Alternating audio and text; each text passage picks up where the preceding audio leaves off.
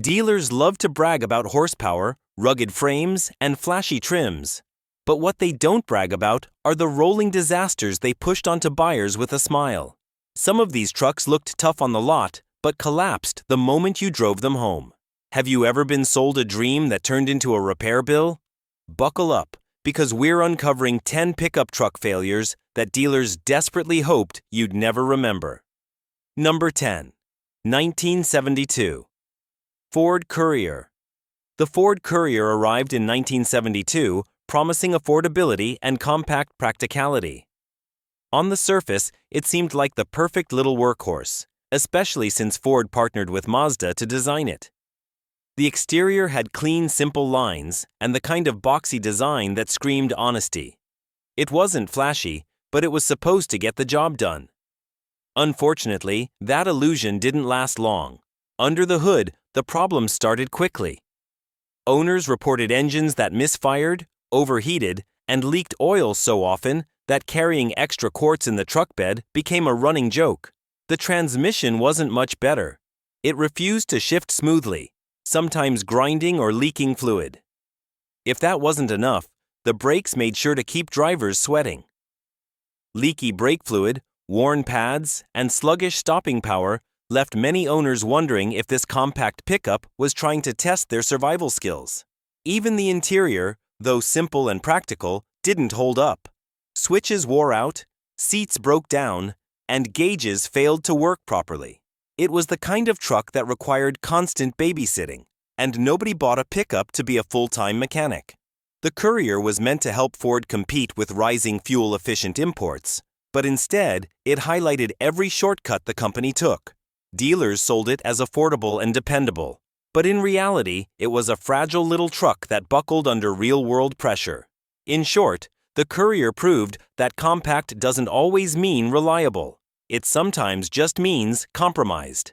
Number 9. Dodge D100, 1974 to 1978. At first glance, the Dodge D100 looked like a classic pickup dream. It had that sharp, swept-line styling and even offered a monster 440 cubic-inch V8 option for drivers who wanted pure muscle. Dodge pitched it as rugged, versatile, and modern.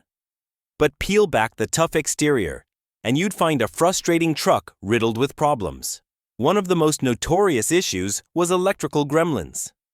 Owners reported flickering lights, faulty wiring, and batteries that seemed to drain overnight. For anyone relying on their pickup for late-night hauls, this wasn't just inconvenient, it was dangerous.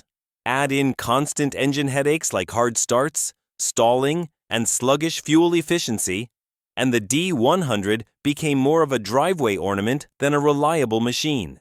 Suspension problems only added to the list.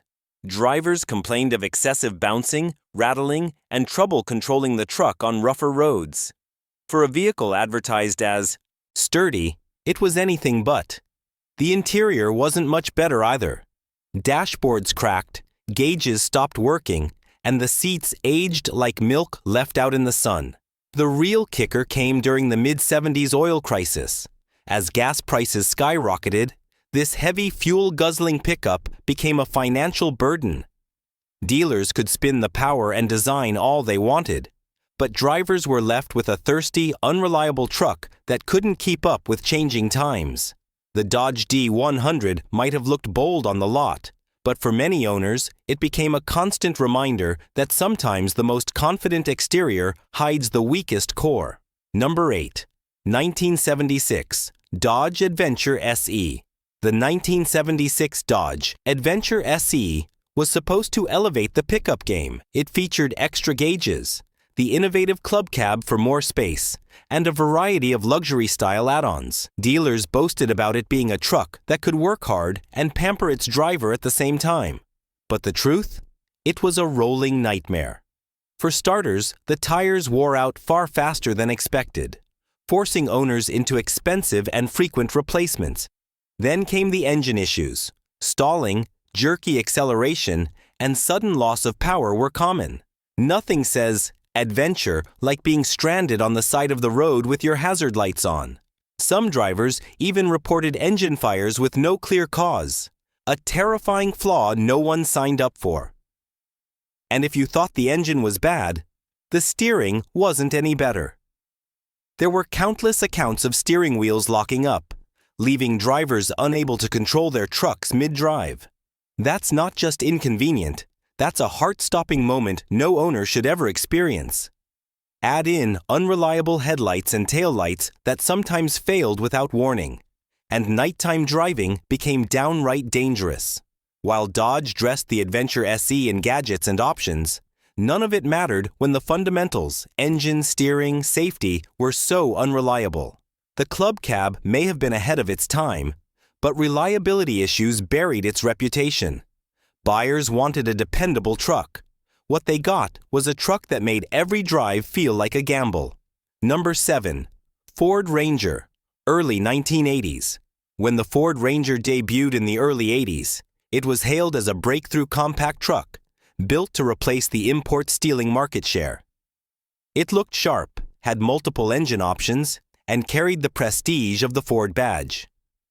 Customers thought they were buying a scaled-down powerhouse.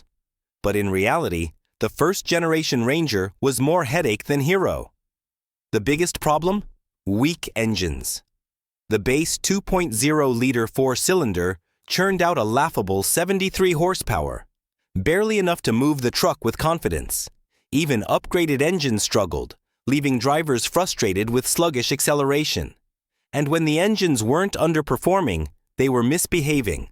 Fuel pump issues, carburetor leaks, and hard starts were common. Some owners joked they needed a backup vehicle just to get the Ranger to start. The fuel system wasn't the only letdown. Brakes wore out alarmingly fast, leading to costly repairs. Drivers also complained of hesitation and jerking while accelerating, followed by random stalling. Reliability wasn't just questionable, it was practically non-existent. Inside, things weren't much better. The cabin felt cramped, and cheap materials made it wear down fast. Gauges failed, seats broke down, and plastic trim pieces cracked like dry twigs. For a truck meant to be Ford's small but mighty contender, the Ranger came across more as small but flimsy. Dealers pushed it hard as the future of compact pickups, but reality hit buyers fast. The Ranger's debut was one of the weakest starts in Ford's truck history. Later generations would redeem it, but those early years nearly sunk the nameplate before it had a chance to shine. Number 6. Dodge Dakota, 1987 to 1991. The Dodge Dakota launched with bold claims. Chrysler positioned it as a revolutionary mid-size truck, a bridge between compacts and full-sizers. On paper, it was promising. Rack and pinion steering, electronic fuel injection, and engine options up to a V8.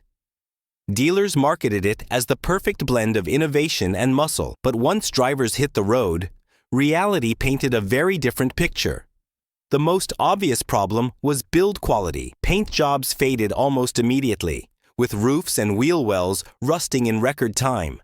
Many owners reported paint literally peeling off, leaving bare metal exposed to corrosion. For a brand new truck, it aged like it had been sitting in a junkyard for a decade.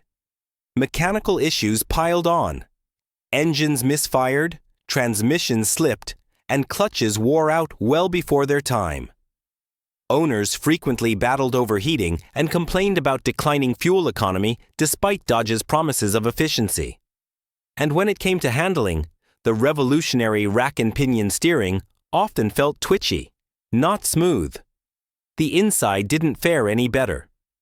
Dashboards cracked wide open, seats sagged into uncomfortable slumps, and trim pieces rattled loose with every mile. Even the electronic systems Dodge bragged about turned into liabilities, with faulty sensors and failing gauges driving owners crazy. The Dakota could have been a milestone, bridging a gap in the truck market. Instead, it became a case study in overpromising and underdelivering. Dealers hyped it up, but customers quickly learned they'd been sold an unfinished experiment disguised as a pickup. Number 5. Lincoln Blackwood, 2002. When Lincoln decided to enter the pickup market, they imagined creating something luxurious, exclusive, and unforgettable. In a way, they succeeded, but not for the reasons they hoped. The Lincoln Blackwood, released in 2002, has gone down in history as one of the most impractical and short-lived trucks ever built. On the surface, the Blackwood was flashy. It came with leather interiors, wood paneling accents, and a bed styled to resemble fine furniture. Dealers bragged about the unique Dutch door tailgate and motorized tonneau cover, presenting it as utility with class. But here's the catch. The truck's bed was so small and enclosed that it couldn't actually carry anything useful. A pickup truck with almost no pickup. Think about that for a second. And the problems didn't stop at design. The Blackwood was plagued with production delays, mechanical headaches, and limited utility. It was only sold in black, with zero customization options, which further alienated buyers. For a luxury truck, it lacked four-wheel drive, meaning off-road use wasn't even an option. Owners who wanted the comfort of Lincoln with the muscle of a pickup were sorely disappointed. The price tag also scared away most shoppers. For nearly $52,000 at launch, it cost far more than traditional trucks that could actually haul, tow, and last longer. It wasn't long before sales tanked, and Lincoln quietly pulled the plug after just 1 year on the market. The Lincoln Blackwood is remembered less as a truck and more as an expensive design experiment that forgot what a pickup was supposed to be. Dealers tried to spin it as futuristic luxury, but buyers quickly realized it was little more than a bad idea wrapped in leather seats. Number 4. GMC Sonoma, 1990s to 2000s. The GMC Sonoma, introduced as a compact alternative to bigger trucks, was supposed to give drivers practicality and versatility without breaking the bank. At first glance, it seemed like a smart buy. There were multiple trims, engines ranging from modest 4-cylinders to brawnier V6 options, and even sporty packages to lure younger buyers. But what buyers got instead was a crash course in mechanical frustration. One of the most common complaints was transmission trouble. Slipping gears, rough shifts, or outright failure occurred far too early in the truck's life. Automatic versions in particular were notorious for breaking down when owners needed them most. And if you opted for the manual, you weren't safe either. Clutches wore out prematurely, leaving drivers stranded. Engine problems only made things worse. Blown head gaskets led to overheating, while leaky seals caused coolant and oil to mix into an ugly mess. For drivers expecting durability, the Sonoma turned into a high-maintenance money pit. Steering was another weak spot. Loose handling and vibrations at highway speeds made the truck feel unstable, especially when carrying loads. Then came the interior issues. Cheap plastics cracked, dashboards warped, and seats broke down faster than anyone expected. Owners who hoped for a simple, long-lasting work truck were forced into endless repairs and constant compromises. The Sonoma might have looked like an economical solution for truck buyers in the 90s, but under the surface, it was fragile, unreliable, and poorly built. Dealers emphasized choice and affordability, but the truth was that the Sonoma cost more in frustration than it ever saved in dollars. Number 3. 2005 Chevrolet Silverado. The Silverado has long been one of Chevy's flagship trucks, but the 2005 model year left a permanent black mark on its reputation. On paper, it seemed like another solid entry. Strong engines, familiar styling, and a proven brand name. But once the keys were in customers' hands, the reality was impossible to hide. The first red flag came with the brakes. Many owners reported spongy pedals, premature wear, and outright brake failure. For a vehicle that could weigh over 2 tons, that was beyond unacceptable. Add to that faulty seatbelts, weak wheels, and chronic alignment issues, and it was clear that something had gone wrong at the factory. The Silverado's electrical system was another mess. Power windows and locks would fail. Dashboard lights flickered like a bad horror movie, and gauges gave inaccurate readings. Some trucks even experienced complete wiring meltdowns. The phrase "built tough" didn't exactly apply when drivers were stuck on the roadside with electrical smoke. Interior quality didn't help matters. Loose trim, rattling dashboards, and uncomfortable seating made the truck feel cheap, even when brand new. The overall impression was that Chevy rushed this model into production without ironing out the basics. While later Silverados would restore the truck's reputation, the 2005 version remains infamous. Dealers tried to reassure buyers that these were minor issues, but in reality, they sold one of the least reliable pickups of its generation. If you wanted frustration wrapped in steel, the 2005 Silverado delivered it in spades. Number 2, 2008 Chevrolet Colorado and GMC Canyon. When Chevy and GMC launched the Colorado and Canyon in 2008, they promised modern, versatile midsize trucks that could replace the aging S10. The idea sounded good, more efficient, more stylish, and loaded with new features. But the execution turned out to be one of GM's biggest disappointments. The most infamous issue was the engine.